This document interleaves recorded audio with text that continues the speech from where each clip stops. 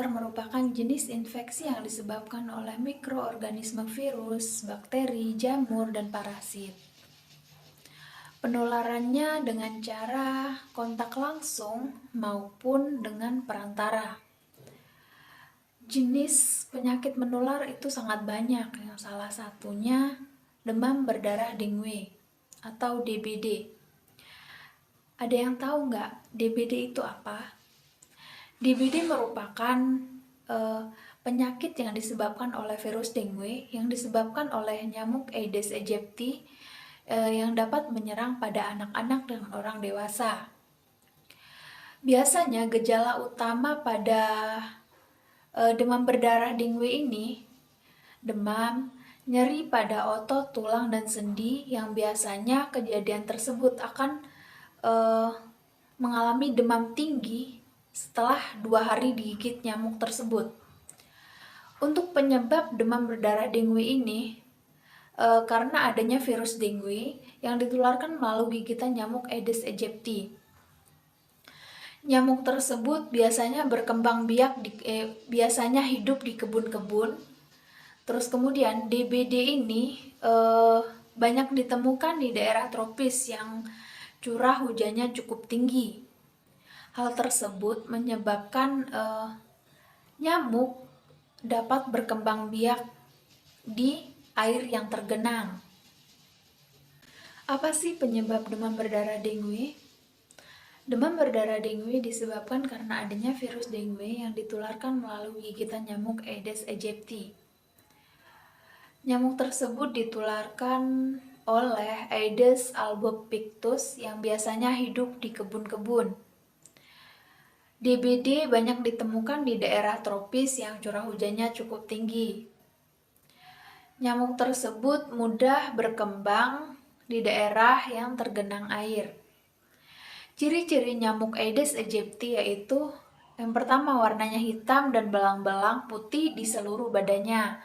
Berbadan kecil, biasanya menggigit pada siang hari ataupun sore hari.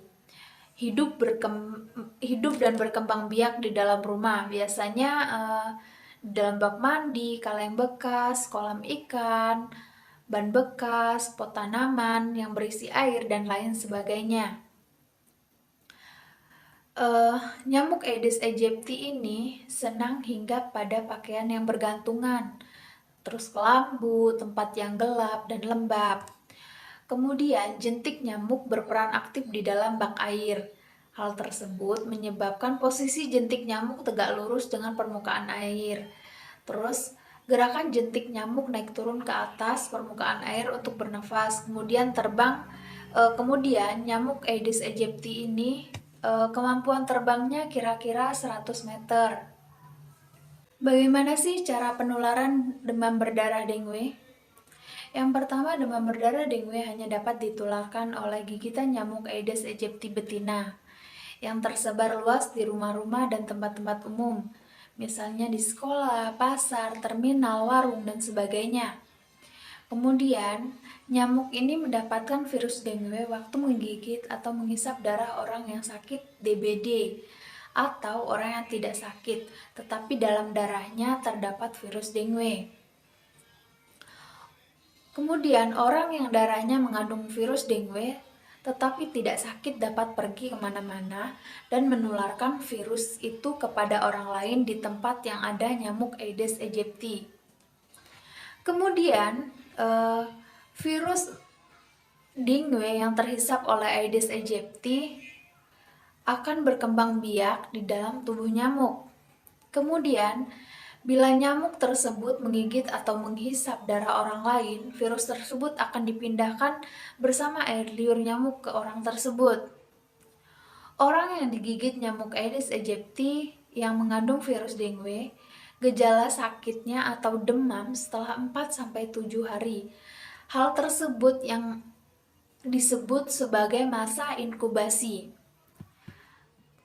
Lalu, bila orang yang ditularkan tidak memiliki daya tahan tubuh yang baik, maka ia akan segera menderita demam berdarah dengue. Penularannya. Berikut video bagaimana cara penularan nyamuk Aedes aegypti. Nah, setelah menjadi nyamuk dewasa, Nyamuk akan menggigit penderita DBD lalu menularkan ke orang lain melalui gigitannya. Dan virus akan menyebar dari orang yang satu ke orang yang lain melalui gigitan nyamuk tersebut.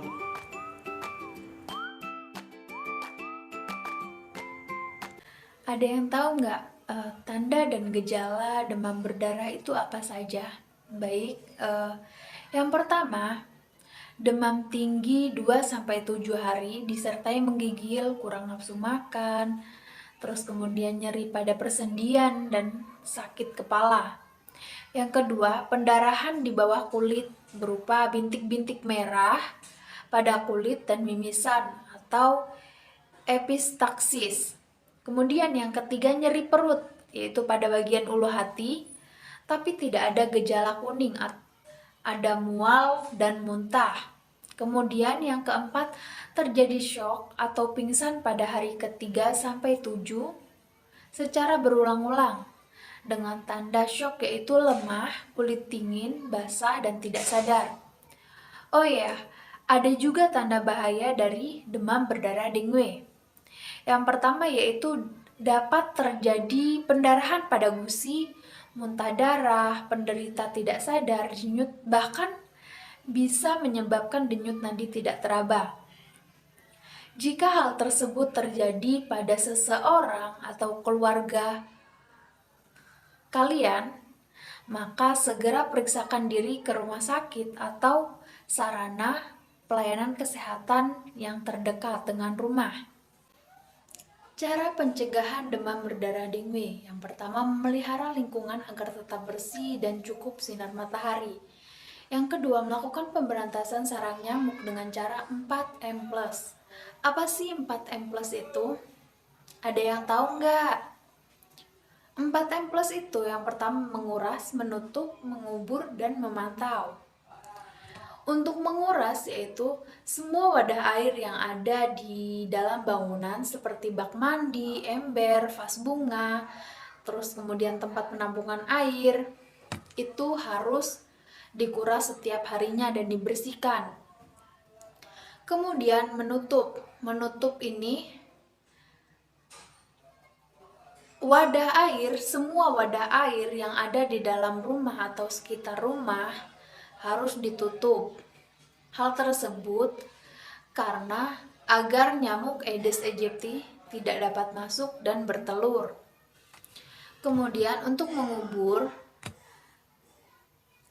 semua barang bekas yang ada di sekitar rumah yang dapat menampung air seperti ban bekas, kaleng bekas, dan lain sebagainya diharapkan dapat ditutup agar tidak menjadi tempat nyamuk berkembang atau sebagai sarang nyamuk. Kemudian yang keempat yaitu memantau. Di sini memantau yaitu semua wadah air yang dapat berpotensi sebagai tempat pembiakan nyamuk Aedes dan terutama jangan menggantung baju atau membubuhkan larvasida dan tidur menggunakan kelambu. Kemudian ada juga cara mencegah demam berdarah dengan 4M+, tetapi dilakukan secara rutin seminggu sekali. Yang pertama, menyemprot nyamuk dengan zat kimia. Yang kedua, lakukan pengasapan. Yang ketiga, menaburkan serbuk abate. Yang keempat, memberikan ikan capung pada tempat penampungan air. Nah, setelah penjelasan dari penyakit menular yaitu salah satunya demam berdarah dengue, tindakan preventif untuk penyakit menular ini yaitu diupayakan melalui perilaku mengurangi kontak. Yang pertama, mengurangi kontak dengan orang yang sakit. Kemudian yang kedua, mengurangi kontak dengan binatang pembawa penyakit.